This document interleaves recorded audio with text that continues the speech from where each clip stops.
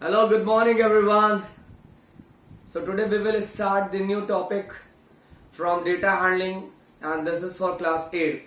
And today's our topic is pie chart. Pie chart or circle graph. Both are the same thing. Circle graph or pie chart is a very good device to pictorial representation of the data. You can say that the pie chart is a very useful pictorial device to represent to the representation of data, for the representation of data. Pie chart is a pictorial device which we used to represent the data. Okay, so today I am going to tell you about the pie chart, which is also called circle graph. Okay, so or we can say that the pie chart is a circular chart or device, circular chart or circle divided into the number of sectors. तो first of all you have to know about the sectors. यार sectors क्या होते हैं, सबसे पहले तुम्हें पता करना होगा कि सेक्टर्स क्या होते हैं. सेक्टर्स जो है सेक्टर्स आप कह सकते हो. पहले तो आप एक सर्कल बनाओ. ठीक है, first of all make one circle. ये वर्ल्ड का बेस्ट सर्कल है मेड बाय उत्कर्ष सर, जो कि बिना उसके प्रोटेक्टर से जो है बिना कंपास से ये बन गया. ठीक है, तो ये हो गया सर्कल. अब आपको क्या करना है, एक सर्कल बनाओ. अब मैं तुम्हें बताने जा रहा हूं सेक्टर क्या होता है. Centre the distance between two radii या two radius of the circle and an arc is called sector. Sector क्या होता है, the place between the two radii, any two radii of the circle and the arc and the circumference, and the part of the circumference is called arc of the circle. मतलब दो radius. ये देखो एक circle है, ये centre है, ये इसका एक रेडियस है, एक रेडियस ये है. इन दोनों रेडियस के बीच के पार्ट को और ये इंक्लूड करिए, ये पूरा पार्ट क्या कहलाएगा, सेक्टर. ठीक है, इसको हम क्या बोलते हैं, सेक्टर. तो ये अब इसमें देखो तुम्हें दो सेक्टर दिख रहा होगा. यहां पे जरा देखना दो सेक्टर. पहले तो तुम्हें सेक्टर समझ में आया. सेक्टर मैंने तुम्हें क्या समझाया, सेक्टर क्या होता है. सेक्टर होता है, फिर से मैं एक अच्छा सा सर्कल बना दूं.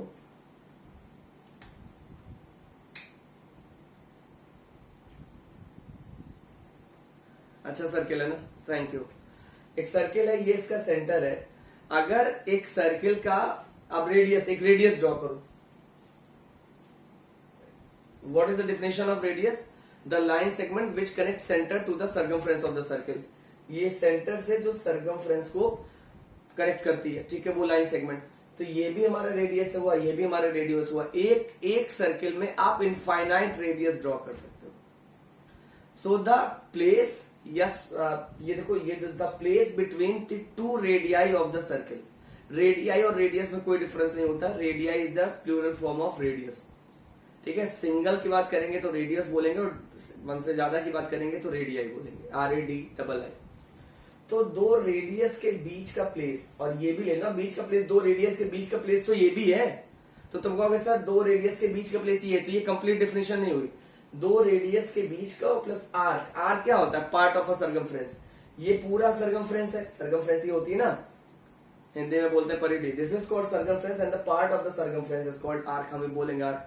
तो दो रेडियस एंड आर्क के बीच के जो ये होता है, ये हमारा होता है सेक्टर. लेकिन सिर्फ यही सेक्टर नहीं होता. मैंने तुमसे बोला दो रेडियस और आर्क मिला के सेक्टर बनाते हैं.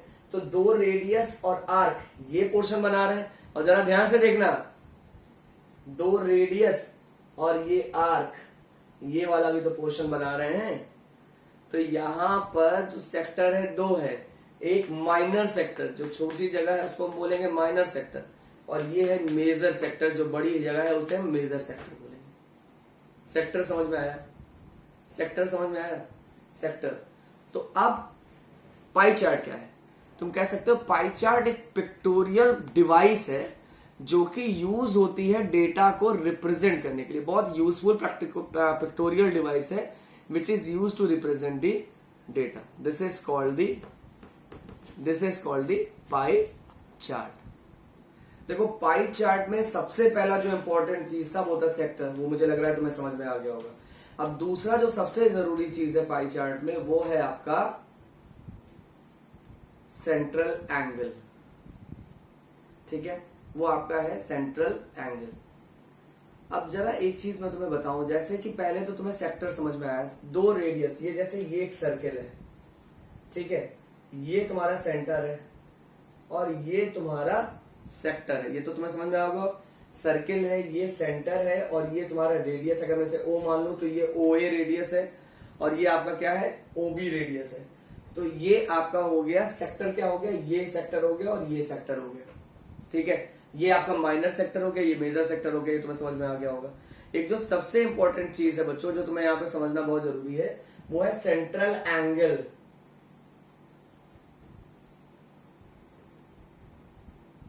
ठीक है, अगर मैं पूरे सर्किल के एंगल की बात करूं सेंट्रल एंगल, तो ये तुम्हारा पूरा 360 डिग्री होता है, ठीक है। जैसे central angle of the circle 360 degree. लेकिन एक बहुत इंपॉर्टेंट चीज यहां पे समझनी है, जैसे ये देखो, ये अगर मैं सिर्फ इस एंगल की बात करूं तो ये 360 डिग्री का एक पार्ट है ना, मतलब समथिंग आउट ऑफ 360 डिग्री, ठीक है। अगर मैंने एक सेक्टर ये बना दिया तो ये एंगल क्या है, this is the part of 360 degree, मतलब 360 डिग्री में से अगर इतना पार्ट मैं बाहर निकाल लूं तो ये मतलब इतना पार्ट ये हमारा क्या है, ये वाला हमारा पार्ट हो गया, इसका ये जो सेक्टर है इसका ये सेंट्रल एंगल हो गया, ठीक है। तो सेक्टर का सेंट्रल एंगल जो बहुत इंपॉर्टेंट चीज है, वो जरा ये देखो, जैसे अगर मान लो ये तुम्हारा है एक सेक्टर, तो ये तुम्हारा क्या है, इसको हम क्या बोलेंगे, सेंट्रल एंगल, ठीक है। ये हमारा क्या कहलाएगा, सेंट्रल एंगल, ठीक है। और अगर ये तो सिर्फ central angle of this sector हो गया, ठीक है, इस सेक्टर का सेक्टर ओएबी का ये तुम्हारा सेंट्रल एंगल हो गया। और एक सर्किल का जो सेंट्रल एंगल होता है वो क्या होता है, उसका क्या होता है 360 डिग्री। एक लाइन जो यहां पे सबसे इंपॉर्टेंट है, मोरल ऑफ द स्टोरी ये है, एट द एंड ये समझो कि the total angle at the centre of the circle, the total angle at the centre of the circle is 360 degree. I am again repeating my sentence, the total angle at the center of the circle is 360 degree and the central angle of the sector, जो central angle of the sector है, मैं बात कर रहा हूं central angle of the sector, याद करना इस सेक्टर का central angle of the sector will be the fraction of 360 degree. फिर से मैं देखो एक चीज बोल रहा हूं, the total angle at the center of the circle is 360 degree, the total angle at the center of the circle is 360 degree and the sector of the central angle of the sector, फिर से सुनो, confuse मत होना, the central angle of the sector will be the fraction of 360 degree, ठीक है। जैसे यार ये बताओ, अगर मैं इस सेक्टर की बात करूं, जैसे मान लो ये सेक्टर रिप्रेजेंट कर रहा है, जैसे यहां पे देखो मैंने एक एग्जांपल बना रखा है, this example is from NCERT. यहां पे ये देखो मैंने एक एग्जांपल बना रखा है, ये टोटल ये एक सेक्टर है, जो कि रिप्रेजेंट कर रहा है एक स्टूडेंट के स्लीपिंग आवर्स को। ये एक सेक्टर है जो कि रिप्रेजेंट कर रहा है एक स्टूडेंट के स्लीपिंग आवर्स, ठीक है। एक स्टूडेंट का स्लीपिंग आवर्स रिप्रेजेंट कर रहा है, मतलब ये कितना है 8 आवर्स। टोटल कितने आवर्स होते हैं, 8 आउट ऑफ 24, यानी ये 1/3 पार्ट्स रिप्रेजेंट कर रहा है इस सर्किल का। मींस दिस ये जो स्लीपिंग, ये क्या है, ये सेक्टर सर्किल का 1/3 पार्ट्स रिप्रेजेंट कर रहा है। जरा ध्यान से देखना, ये परेशान मत हो, बहुत अच्छे से समझ में आएगा। अच्छा, अब दूसरा तुम्हारा क्या है, दूसरा अगर मैं बात करूं ये स्कूल का, the time spend in school by this student is 6 hours. तो ये 6 आवर्स कितने में है, अच्छा बताओ, कितने घंटों में से 6 घंटे वो स्कूल में बिता रहा है, टोटल कितने घंटे होते हैं एक दिन में। जब आप कंपैरिजन करोगे कि मैं 8 घंटे पढ़ रहा हूं, तो किसके 8 घंटे पढ़ रहा हूं, तो तुम बताते हो ना कि मैं 24 घंटों में से 8 घंटे पढ़ रहा हूं और 12 घंटे सो रहा हूं।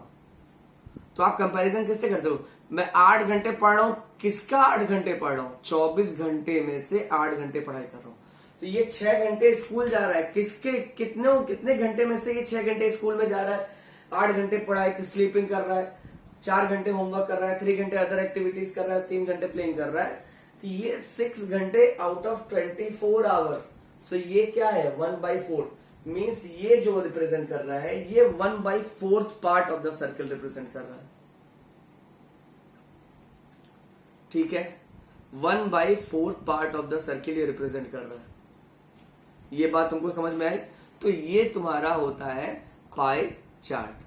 देखो ये एक और चीज मैं तुम्हें जैसे समझा रहा हूं, अगर if you want to make the pie chart on this given data, what you have to do? I already told you that the central the angle at the center of the circle is 360 degree. The total angle at the center of the circle is 360 degree, and जो central angle of the sector होता है it is just a fraction of 360 degree. ये बात समझ में आई? total angle at the center of the circle is 360 degree and central angle की अगर मैं बात करूं, central angle of this sector, तो ये क्या होगा? फ्रैक्शन ऑफ 360 डिग्री होगा। अरे यार ये फ्रैक्शन ऑफ 360 डिग्री नहीं होगा। अगर ये एक सेक्टर है, ये देखो ये एक सेक्टर है, ये इतना एंगल इस 60 डिग्री 360 डिग्री का एक फ्रैक्शन एक पार्ट है। अरे वो जो पिज्जा की स्लाइसेस होती हैं वो एक पूरे पिज्जा का ही तो एक पार्ट है। जो पिज्जा की स्लाइसेस होती हैं वो तुम क्या करते हो? एक स्लाइस बाहर निकाला तो वो जो स्लाइस का, जैसे ये देखो ये स्लाइस ऐसे होती है, स्लाइस पिज्जा की स्लाइस ऐसे होती है ना, ये इसके सेंटर की तरफ का पार्ट है। तो जब आप पिज्जा की स्लाइस को खींचते हो तो ये जो एंगल है, ये वाला जो एंगल है, ये वाला एंगल उस पिज्जा की पूरी सर्किल का ही एक एंगल होता है जो बाहर निकल आता है। समझ में आ रहा है? तो ये तुम्हारा हो गया central angle of the sector is just a fraction of 360 degree. अब सपोज करो तुम्हें ये दिया गया है फ्लेवर्स ऑफ आइसक्रीम और ये दिया गया है percentage of student preferring the flavours. उन स्टूडेंट्स के बारे में दिया गया है जो उस फ्लेवर को प्रेफर करते हैं। तो फ्लेवर कौन सा है? चॉकलेट। आ रहा है ना पानी? बड़ा यमी चैप्टर है। तुम बोलो मम्मा बड़ा यमी चैप्टर है ये वाला। Chocolate, vanilla, other flavours. Chocolate क्या है? चॉकलेट तुम्हारा 50% बच्चे वो कर रहे हैं, पसंद कर रहे हैं। वनीला आपका 25% पसंद कर रहे हैं। अदर फ्लेवर्स आपका 25% पसंद कर रहे हैं। अब if you want to draw the pie chart on these given data, how will you draw? How can you draw? कैसे करेंगे? चलो बताते हैं। सबसे पहले मैं तुम्हारा ये लिखूंगा, यहाँ पे कितना है परसेंटेज? 50%। अगर ये 50% को मुझे फ्रैक्शन में लिखना हो तो मैं इसको लिख सकता हूँ 50/100 लिख सकता हूँ, यानी इसको मैं लिख सकता हूँ 1/2, यानी 1/2 पार्ट जो है मुझे क्या बनाना है, उसका हाफ 1/2 पार्ट्स जो है वो जो सर्किल है उसका 1/2 पार्ट शो करेगा उन स्टूडेंट्स को जो चॉकलेट को प्रेफर करते हैं, जो चॉकलेट फ्लेवर को प्रेफर करते हैं। ध्यान से रहो, उस पूरे सर्किल का, फिर से सुनो इसका मतलब क्या हुआ, उस पूरे सर्किल का, अरे वाह क्या सर्किल बनाया उत्कर्षण ने, ठीक है। तुम ये मत कहना सर जैसे आलू लग रहा है। तो उस सर्किल का, अगर उस सर्किल का 1/2 पार्ट मतलब आधा पार्ट हमें शो करना चाहिए आपको, कौन शो करेगा? आपका चॉकलेट फ्लेवर, ठीक है। आधा पार्ट 1/2 पार्ट से तो चॉकलेट फ्लेवर है भाई। 50% लोग, 50% मतलब आधा, समझ रहे हो। अब इस आधे को कैसे रिप्रेजेंट करोगे? इस हाफ को, how will you represent this half on the circle? कैसे रिप्रेजेंट करोगे? तो ये हाफ जो है, जो आधा है, ये किसका फ्रैक्शन है? ये जो सेक्टर रिप्रेजेंट करेगा, सेक्टर का जो एंगल होता है, सेंट्रल एंगल होता है, वो किसका फ्रैक्शन होता है? 360 का ना, सेंट्रल एंगल का, जो तुम्हारा total angle at the centre 360 degree होता है, उसी का तो पार्ट होता है। नहीं समझ रहे हो? देखो मैं तुम्हें शायद, मुझे लग रहा है कि मैं थोड़ा सा तुम लोगों को समझने में दिक्कत आ रही है। मैं एक सर्किल लेना चाह रहा हूं, मेरे अगल बगल कोई सर्किल है? हाँ ये एक सर्किल है, नहीं ये सर्किल नहीं, चलो ये ले लेते हैं, ये एक सर्किल है, ठीक है, ये एक सर्किल है। अब मैं इसमें एक चीज बनाने जा रहा हूं, जरा देखो, ये एक सर्किल है, ये इसका सेंटर है, ठीक है। अब इस सेंटर से मैं एक बनाने जा रहा हूं इसमें, रुको, मैंने ये बना दिया है इसमें सेक्टर, समझ में आ रहा है? ये सेक्टर इसमें बना दिया।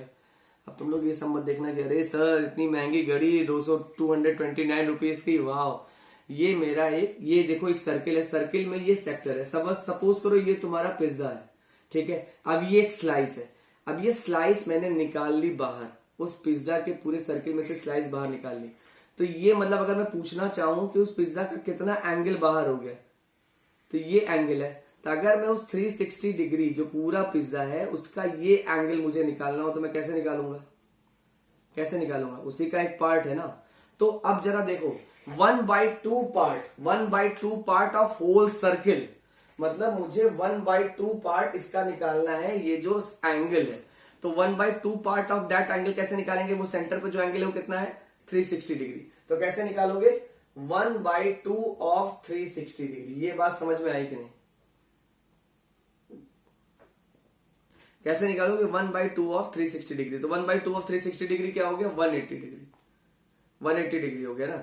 अब 180 डिग्री, सबसे पहले मुझे 180 डिग्री ड्रॉ करना है, तो ड्रॉ करिए। This is 180 degree, half of the circle, full circle 360 degree, half of the circle 180 degree. समझ में आ रहा है ना बच्चों, चलो परेशान मत हो, अभी आएगा और समझ में आएगा। दूसरा तुम्हारा है वनीला 25%। 25% को पहले फ्रैक्शन में लिखो, 25% को फ्रैक्शन में लिखेंगे तो क्या होगा 25/100 होगा ना। अब 25/100 किसका, 25/100 को पहले तो तुम फ्रैक्शन उसमें चेंज करो, 25 1 जा 25, 25 4 जा 100, 1/4 हुआ। अब 1/4 किसका, 1/4 किसका 360 डिग्री। अरे वो जो 1/4 पार्ट मैं निकाल रहा हूं, अच्छा मैंने तुमसे कहा कि मैं इस सर्कल का 1/4 ले रहा हूं, 1/4 पार्ट ले रहा हूं, तो मतलब वो कितना होगा 360 डिग्री का कितना एंगल बाहर आ जाएगा 1/4। तो 360 डिग्री का 1/4 कितना होगा 360 इंटू 1/4 90 डिग्री। मतलब इस एंगल का 90 डिग्री पार्ट, 90 डिग्री, ये 90 डिग्री बन रहा है ना, ये 90 डिग्री पार्ट किसके बारे में शो करना चाहिए, वनीला फ्लेवर के बारे में। ये कौन सा फ्लेवर शो करेगा, चॉकलेट फ्लेवर, चॉकलेट फ्लेवर। तो ऑब्वियस है हमारे पास ये बचा अदर फ्लेवर 25%, वो भी 1/4 पार्ट है। यानी मुझे 60 डिग्री का एंगल, देखो ध्यान से देखो, 180 डिग्री का एंगल यहां बनाना है, 90 डिग्री का एंगल यहां बनाना है, 90 डिग्री का एंगल यहां पे बनाना है। ठीक है, अब जरा मैं अभी तुम्हें ये एक्सरसाइज शुरू करते हैं हम लोग, तो तुम्हें और ये क्लियर होगा। Okay, the first question of exercise 5.2 is, I am reading the question. A survey was made to find the type of music that a certain group of young people liked in a city. एक सर्वे किया गया ये पता करने के लिए कि किस टाइप का music, find the type of the music that a certain group of young people liked in a city. कुछ यंग पीपल जो शहर के हैं उन पे एक सर्वे किया गया कि वो किस तरह का, किस टाइप का म्यूजिक वो पसंद करते हैं। ठीक है, ये फिगर जो है, ये जो अच्छा सा प्यारा सा फिगर बना हुआ है, ये बता रहा है कि वो सर्वे में बता रहा है, जो किस फॉर्म में बता रहा है, पाई चार्ट में। इस फिगर को देख के मुझे कुछ चीजों का आंसर देना है, कुछ क्वेश्चंस का आंसर देना है, which are as follows. The first question is, if 20 people, मुझे लग रहा है अगर तुम्हें फिगर दिख नहीं रहा होगा तो ये देखो, ये 20% है सेमी क्लासिकल, 20% लोग सेमी क्लासिकल म्यूजिक पसंद करते हैं, 10% like classical music, folk like by 30% and light music by 40%. ठीक है, now the first question of this is, if 20 people like classical music, how many young people were surveyed? पहले question ध्यान से सुनो, उन्होंने बोला 20 people like classical music, so how many young people were surveyed? ठीक है, तो सबसे पहले क्लासिकल म्यूजिक की बात हो रही थी। इस पाई चार्ट में पहले हम ढूंढेंगे वो क्लासिकल म्यूजिक वाला जो कंपोनेंट है, वो सेक्टर, कौन सा सेक्टर रिप्रेजेंट कर रहा है उस क्लासिकल म्यूजिक वाले कॉलम को। सबसे पहले मैं उसको ढूंढूंगा कि वो क्लासिकल म्यूजिक वाले कॉलम को कौन सा सेक्टर रिप्रेजेंट कर रहा है। तो क्लासिकल म्यूजिक वाले कॉलम को ये वाला सेक्टर रिप्रेजेंट कर रहा है, 10%। अच्छा जरा मुझे एक चीज ये बताओ, number of young people like classical music, data given in the percentages, क्या डेटा परसेंटेज में दिया हुआ है 10%। उसके बाद देखो क्वेश्चन देखो क्या कर रहा है, वो कह रहा है 10% जो है लोग वो क्लासिकल म्यूजिक पसंद करते हैं, और 10% लोग हैं कितने 20, मतलब 20। जरा ध्यान से देखना, तो पूछ रहा है टोटल कितने लोगों के ऊपर सर्वे किया गया। देखो ये डेटा दिया गया क्लासिकल म्यूजिक का परसेंटेज में, और ये डेटा दिया गया है नंबर में।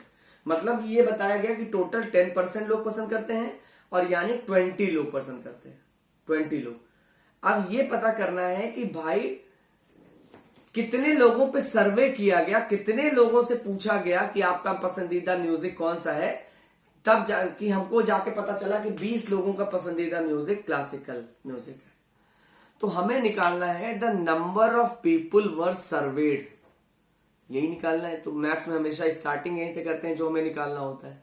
तो हम मानते हैं, माना कि उत्कर्ष सर मैथमेटिशियन है, नहीं सॉरी, माना कि let the number of people were surveyed be X, हमने एक्स माना, ठीक है, हमने माना कि एक्स लोगों के ऊपर ये सर्वे हुआ। तो जरा मुझे ये बताइए, how what is the percentage of this total people like classical music. इस टोटल पीपुल जिन पे सर्वे हुआ हमने एक्स मान लिया, तो एक्स में जो 10% लोग थे वो क्या पसंद करते थे, क्लासिकल म्यूजिक। यानी एक्स का जो 10% है वो कितना आना चाहिए, 20, क्योंकि जो एक्स है टोटल लोग हैं उनका 10% लोग ही तो 20 लोग हैं। मतलब ये तो देखो क्वेश्चन में दिया गया है कि 10% लोग ऐसे हैं जो म्यूजिक पसंद करते हैं, क्लासिकल म्यूजिक, और परसेंटेज में ये दिया गया है, और ये दिया गया टोटल 20 लोग। तो कैसे निकला भाई, किसका परसेंटेज, किसका 10% 20 है, कितने लोगों पे सर्वे हुआ, क्या 200 लोगों पे सर्वे हुआ कि 500 लोगों पे सर्वे हुआ। तो हम ये निकालेंगे, माना जो टोटल लोग जिन पे सर्वे हुआ वो एक्स है।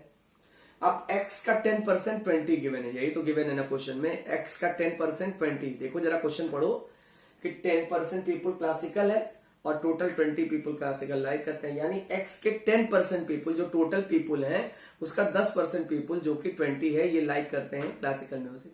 अब चलो निकालते हैं परसेंटेज, कैसे निकालते हैं इस समय ये भी सीख लो। ये x है, ठीक है, जो 10 का परसेंटेज होता है, परसेंटेज हटा के नीचे 100 लगाते हैं, 10/100 हम इसको ऐसे भी लिख सकते हैं, इज इक्वल टू 20, ठीक है। x, अब ये 0 0 से कट गया, x इज इक्वल टू ये 1/10 हो गया। मैं सीधे यहाँ पे क्रॉस मल्टीप्लाई, यहाँ पे डिवाइड में यहाँ जाकर मल्टीप्लाई में होगा 20 into 10 which is equal to 200 people. यानी ये जो टोटल सर्वे हुआ ये 200 लोगों पे हुआ, 200 पीपल पे हुआ। इस 200 पीपल में से 20 पीपल ऐसे हैं, इस 200 पीपल में से 20 पीपल ऐसे हैं जिनको क्लासिकल म्यूजिक पसंद है। और तुम भी उनमें से एक हो क्या, तुम्हारे ऊपर भी सर्वे हुआ था, ठीक है। तो ये फर्स्ट पार्ट सबको समझ में आया। Now the second part of the question, which type of music is liked by the maximum number of people. Which type of music is liked by the maximum number of people. The second question is which type of music is liked by the maximum number of people. तो तुम्हें कुछ इसमें मुझे लग रहा है find करने की